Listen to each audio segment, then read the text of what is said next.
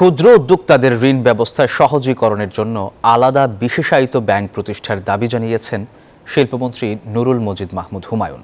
সোমবার সন্ধ্যায় বাংলাদেশ ক্ষুদ্র ও কুটির শিল্প কর্পোরেশন বিসিক আয়োজিত কারুশিল্পী পুরস্কার 1430 অনুষ্ঠানে এসব কথা জানান তিনি। মন্ত্রী বলেন, এসব ক্ষুদ্র উদ্যোক্তাদের টিকিয়ে রাখতে দেশের সরকারি ও বেসরকারি খাতকে এগিয়ে আসতে হবে। আর এই কারুশিল্পীরা 2041 সালের রূপকল্পের বাংলাদেশ গড়তে ব্যাপক ভূমিকা রাখবে বলে আশা করেন তিনি। পরে মন্ত্রী বিভিন্ন ক্যাটাগরিতে 10 জনকে কারুশিল্পী পুরস্কার তুলে দেন।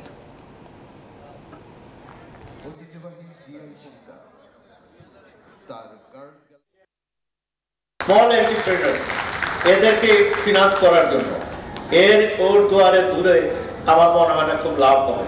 আমরা স্পেশালি অনেক ব্যাংক করেছি, বেসিক ব্যাংক করেছি বিভিন্ন জায়গায় বিভিন্ন খাতে, but specific for financial benefits of this sector এখানে আমার মনে হয় যে আজকে সময় এসেছে তাদেরকে আমরা ট্রেন করলাম, সবকিছু করলাম, ভিজিট করলাম, স্টেট করলাম, কিন্তু তাদের আসল জায়গায় নিয়ে গেলাম না। যখন তারা প্রোডাকশন দেবে, যারা করবে সেই জায়গাটায় গিয়ে